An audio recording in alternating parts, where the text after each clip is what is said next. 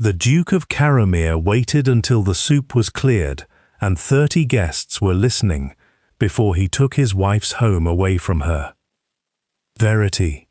Julian Reeswell said her name the way a man says a servant's. I have had your things carried up to the north wing. Lady Frayne finds the east stair difficult, and the Duchess's apartments have the better light. You will not mind. You are never in them. You are always at the farms, or buried in those ledgers. The long table laughed, not cruelly, that was the worst of it. They laughed, as people do, at a joke everyone already understands, that the Duchess of Carrowmere was a merchant's daughter with ink on her fingers and no place in a room like this one. Verity set down her spoon. Her hand did not shake, which she counted later as the first victory of that long year. The north wing has no fire above the second landing. I closed the flue in March. The mortar failed. Then have it opened. It will smoke. Then let it smoke, said Lady Otterline Frayne, and smiled down the table with such warmth that 3 guests were charmed. She was a widow of 30, lovely in the way of a portrait painted to flatter. Your Grace is too generous. I would never dream of displacing a wife.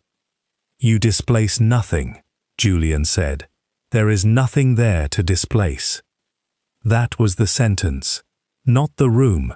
She had slept in cold rooms all her girlhood. It was those 7 words, spoken lightly, before the Dowager Duchess and the Bishop of Selham and every gossiping mouth in the county. There is nothing there to displace. She rose. Silk moved.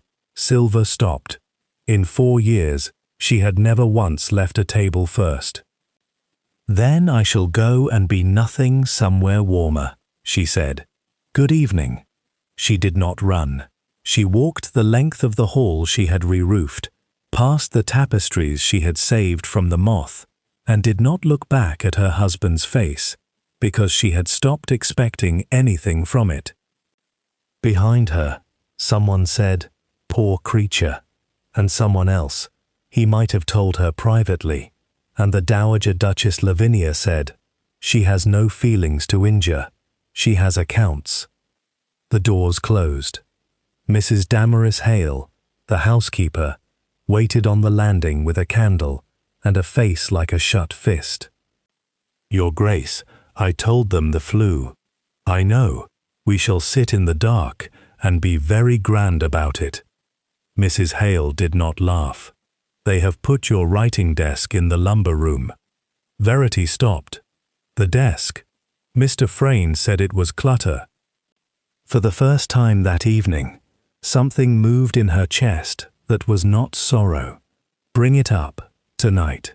If they ask who ordered it, tell them the Duchess did, and that the Duchess is the person who pays their quarter-day wages. Mrs. Hale's chin lifted. "Yes, Your Grace." The desk came up at midnight. Verity worked until 3, as she had most nights for 4 years, while smoke from the bad flue crept along the ceiling, and she wrote in the margin of the Michaelmas rent roll, "Borsley Bottom flooded again. 3rd year. The problem is not the rain." Here is what the 30 guests downstairs did not know. When Julian Reeswell inherited Carrowmere at 24, the dukedom was a beautiful corpse, 11,000 acres, a failed coal interest, and debts his father had hidden in a drawer with a ribbon round them. Whitehurst itself was mortgaged to a syndicate that meant to strip its timber. Josiah Ashlow of Coldbrook had iron money, 1 daughter, and no illusions. He bought his girl a duke. Julian, drowning and proud past the point of reading, signed it in 8 minutes without turning to the schedules at the back. Verity had helped draft them at 19, at her dying father's elbow, while Mr. Ambrose Fenimore of Lincoln's Inn wrote the terms. "He may spend the money in a year, Miss Ashlow," and her father, "Then don't give him the money. Give him the debt, and give her the house." She had never used it. In 4 years, she had never once said it aloud. She simply ran the estate. By harvest, she had raised the rent roll from 4,000 a year to 9, without raising a single rent. She had done it by walking. She knew that Hesper Bly's boy Tom had a hand for horses and no schooling, that the Marlowe brothers, feuded over a hedge, surveyed wrong in 1783, that the Borsley Bottom, 240 acres of the best soil in Kent, drowned every spring because a Tudor drainage cut had been filled in and forgotten. She had found that cut on a map in the muniment room, under 3 inches of dust and a dead wasp. She had also, quietly, corresponded with engineers. She wrote as V. Ashlow. It was not a lie, it was the name she was born with, and gentlemen receiving a letter about clay tiles and gradients did not write back, asking whether the writer wore trousers. Under that name she had designed and costed a scheme to underdrain the Borsley Bottom with fired clay pipe, half the cost of the stone and brushwood the county swore by, and built 200 yards of it with Tom Bly and 4 men, at her own expense. The following spring, while every low field in the Weald stood under water, Borsley was dry and green and yielded 31 bushels the acre. The Duke had ridden past it in April and said, "The weather has been kind." It has not. It is the wettest spring in 9 years. "Then we are fortunate in our land," he said, and rode on. She had stood in the lane with mud to her ankles, and thought, with great clarity, "He does not dislike me. He has never once been curious about me. That is worse." Lady Otterline Frayne moved into the Duchess's apartments on a Tuesday and rearranged them by Thursday. Mrs. Hale came to her holding a japanned box. They cleared the little cabinet. This was in it.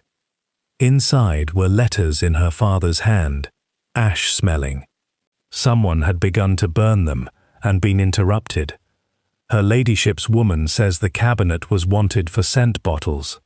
The housekeeper's mouth thinned, and Mr. Corbin Frayne has been in the muniment room twice this week, asking Mr. Peel for the estate deeds. Verity looked up. Did he get them? Mr. Peel said they're with the family solicitor in London, and he'd sooner be hanged than say which one. "Corwin Peel," said Verity softly, "shall have a very good Christmas."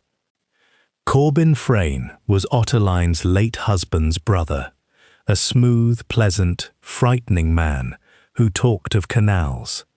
His scheme was shares in a cut from the Medway to the coast, 12% guaranteed, and all it required of the Duke was a bond on Wickhurst for £18,000. Verity had read the prospectus and the Chancery reports for 6 years, and knew 3 things Frayne did not know she knew. The surveyor named on it had died in 1809. The guaranteed dividend was payable out of subscribed capital, not revenue, and the same scheme had run in Shropshire under another name, where it ruined 200 people and a bishop.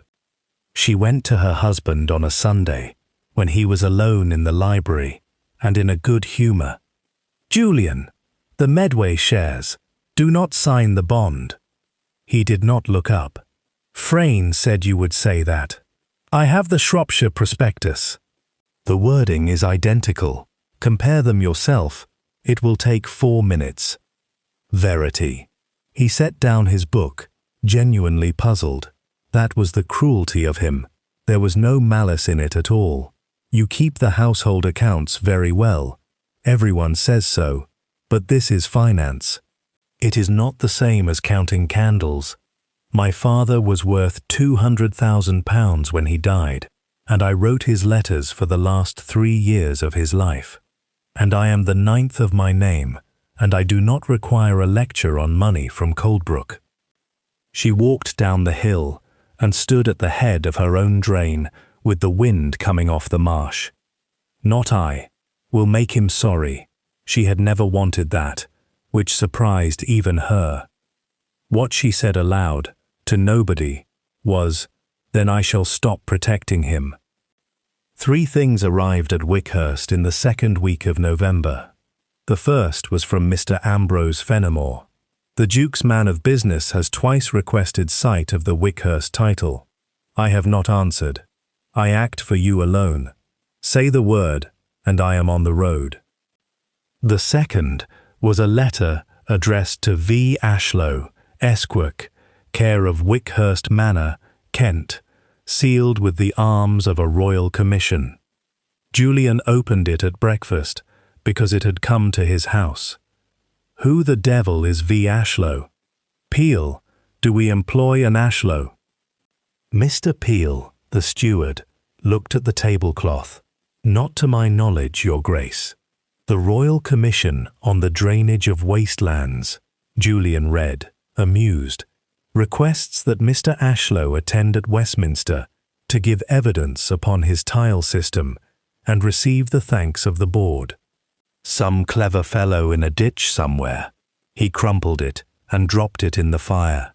Verity watched the paper blacken. She felt nothing dramatic, only the way one feels when a long illness is finally given its proper name. "May I have the ashes?" she asked pleasantly. "They are good for roses."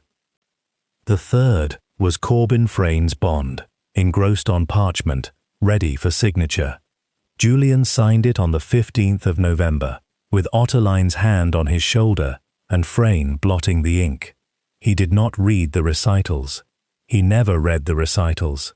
In 9 generations, no Reeswell had ever had to. The recital said, "The said Duke being seized in fee simple of the capital messuage called Wickhurst Manor. It was, as a matter of law, a lie. It happened 3 nights later because Otterline Frayne was bored. She had the rooms. She had the Duke. What she did not have was the servants. They went on carrying Verity's orders up and down the back stairs as though nothing had changed, and Otterline knew what it means when a house obeys the wrong woman. At 11, she rang for 2 footmen and told them to clear the north wing. Everything. Papers, boxes, that hideous desk, into the yard. The footmen went and returned. "Mrs. Hale says no, my lady." Otterline went herself and found the housekeeper before the door, with 11 servants behind her. Footmen, kitchen maids, the boot boy, the cook, with her arms folded like a wall. "Stand aside." "No, my lady. I will have you all turned off in the morning." "You may try," said Damaris Hale, of 31 years' service, "but you'll want to ask her Grace first, for it's her that pays us." "The Duke pays you." There was a silence. Otterline Frayne remembered the rest of her life. 11 faces lit from below, not one frightened. "No, my lady," said the cook. "He's not paid a wage in this house since the year 12. Verity opened the door behind them, in a grey wrapper with ink on her hand. She looked at the beautiful woman with the candle and felt, unexpectedly, a flicker of pity.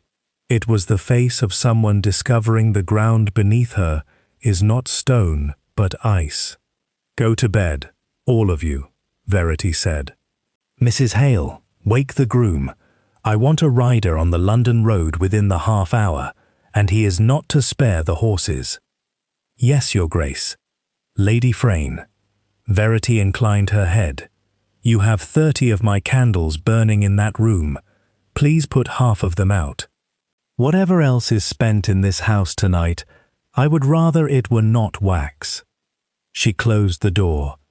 She sat down at the desk that had been carried up 2 flights at midnight and wrote 4 lines to Ambrose Fenimore. The last was, "Bring the deed."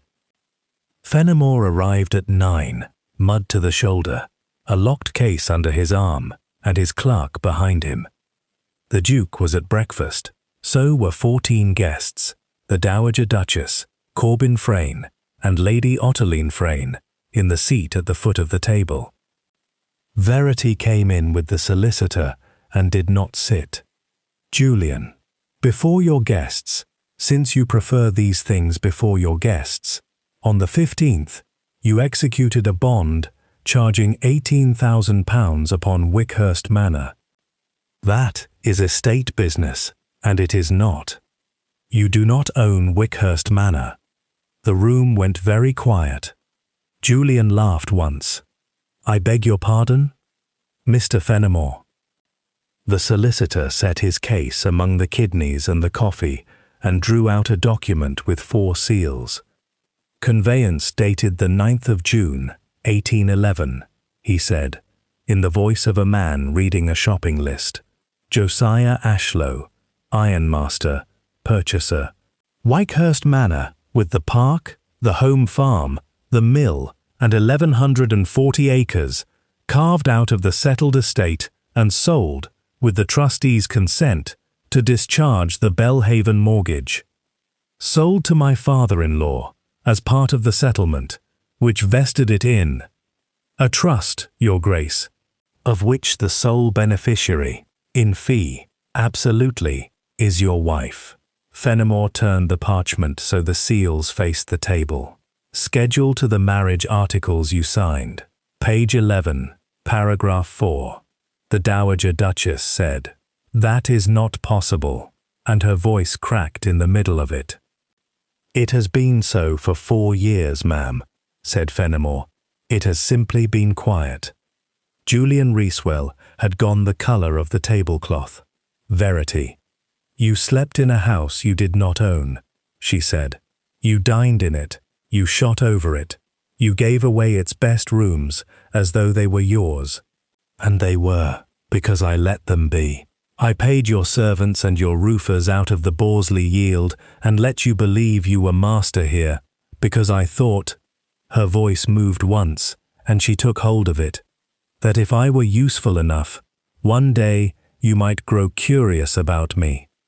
Verity, you never did. She turned to Corbin Frayne, half risen from his chair. Your bond recites that his grace is seized in fee. He is not. That recital is false, and it was procured by a man who spent 2 mornings in my muniment room establishing how false it was. Sit down, sir. Frayne sat down.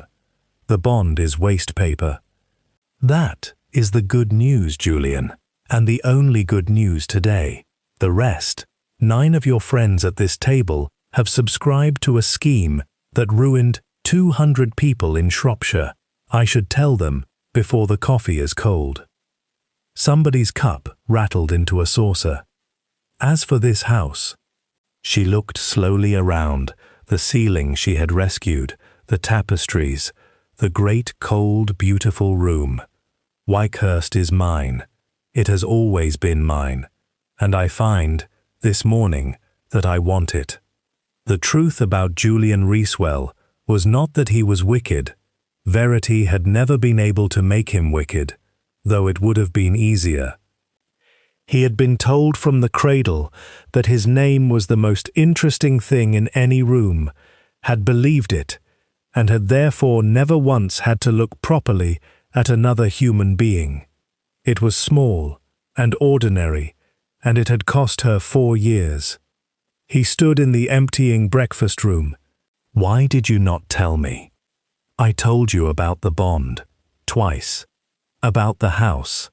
Because a woman who must produce a deed to be listened to has already lost the argument that mattered. He had nothing to say to that. It was, she thought, the first time. The Royal Commission came on the 2nd of December because Mr. Peel had done something quietly outrageous. He had written to Westminster on a state paper to say the letter to Mr. V. Ashlow had been burned unread, and that if the board wished to see the Borsley drainage, they should come and ask for the Duchess. Gideon Marle, Earl of Pemberton, walked the bottom for 3 hours in December mud and stood at the head of the main cut with his hat in his hand. 240 acres, under water, in living memory. 31 bushels last year. 33 this year, said Verity. "The pipe lies 15 inches down at the head, 28 at the outfall. The fall is 1 in 300. Everyone told me it must be 1 in 100, because everyone is copying a book written for Lincolnshire clay. This is not Lincolnshire clay." Pemberton looked at her a long moment. "Madam, the board has spent 4 years and £11,000 trying to learn what you are standing on. They dined at Wickhurst that night, 40 at the table, because the county had discovered a passionate interest in drainage." Pemberton rose with his glass. "I am charged by the board to say publicly what has been said too long in private. The Borsley system, now to be laid at Crown expense across 9,000 acres in the Weald, Somerset and the Fens, was designed, costed, financed and built by V. Ashlow." He turned. "Who is the Duchess of Carrowmere, who was refused a hearing at this very table, and who has been proved right in a way that will feed a great many Englishmen through a great many winters? His Royal Highness has directed that her name be entered on the board's roll of honour. It is the first time a woman's has been." The applause went on a long time. Verity stood through it with her hands folded and her eyes stinging, and looked down the table at her husband. Julian Reeswell was not applauding. He sat with his hand over his mouth, crying silently, the way men cry who have never learned how, and she understood, with strange dispassion, that he was not weeping for her. He was weeping because he had finally, 4 years too late, become curious. Here is what he did not do. He made no speech. He sent no flowers, no jewels. He did not fall on his knees in a drawing room, where falling on one's knees is cheap. He went to London, told the truth about the bond to 9 men who had trusted him, and repaid, out of his remaining property, the 4 who had subscribed. It ruined him. He sold his horses, his guns, the Reeswell diamonds and the house in Curzon Street, and took 2 rooms in Bloomsbury. He wrote to Verity once a month, never asking, always reporting, "I have paid Marlowe, I have paid Halliwell. Frayne has fled to Boulogne, and the Attorney General will not pursue him, which I think a scandal." In February, he appeared at the Borsley Works at 7 in the morning in a labourer's coat, and asked Tom Bligh, 19 now, foreman of 30 men, whether there was work. Tom Bligh, who had been taught his letters by the Duchess at the kitchen table, said, "There's ditching." "Then I shall ditch." He was bad at it a month, then adequate, standing in cold water to his knees, learning at 32 why a fall of 1 in 300 is not 1 in 100. In April, he went before the commission at Westminster, unasked. "State your name."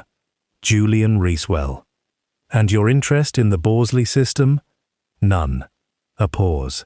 "It is now said in Kent that the Borsley works were carried out under the direction of the Duke of Carrowmere.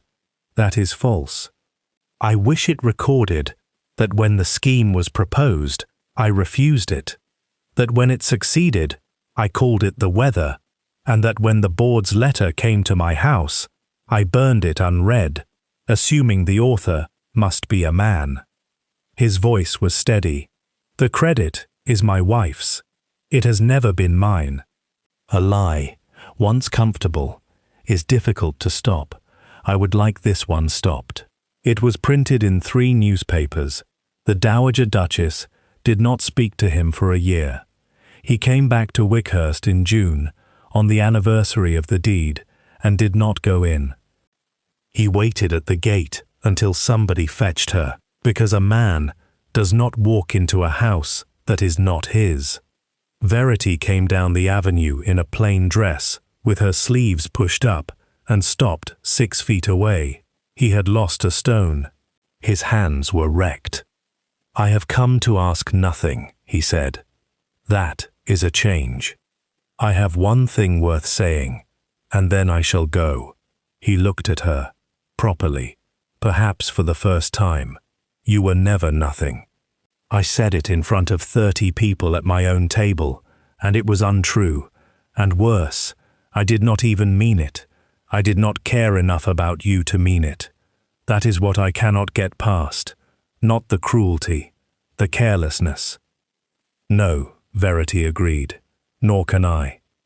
He nodded and turned to go. Julian. He stopped. I do not want to be married to a man who has learned to admire me. Admiration is only being looked at from a nicer angle, and I will not exchange one pedestal for another. Then what? I want someone useful to me. The board is laying 9,000 acres. I cannot be in Somerset and the Fens and Kent at once, and no man in England understands the outfalls better than you do now, because you stood in them all winter. I need an agent. He would be paid, he would report to me, and he would be dismissed if he were poor at it. Julian Reeswell stared at her. You are offering me employment. I am offering the only thing I have that is worth having, said the Duchess of Carrowmere. Work, under me. Wickhurst stays in my name. It will be in my name when I die, and it will pass to our children through me. If that offends you, the gate is behind you, and the road is good. Then the 9th Duke of Carrowmere took off his hat, standing in the dust of an avenue he did not own, and said, What are the terms? She told him. They were hard. He took them. It was 2 more years before she let him back into the house as a husband, and by then Tom Bligh had gone to Somerset as chief foreman, with a testimonial in the Duchess's own hand. They say in the Weald that Carrowmere is a strange sort of duke, who works, and who will not sit down at his own table until his wife does. And they say that once he gave her room away in front of 30 people, and that by morning he had learned exactly who owned the house, the land, the drains, the name on the roll of honor, and very much later, and only because she chose to give it, the last unmortgaged thing left to her, her forgiveness.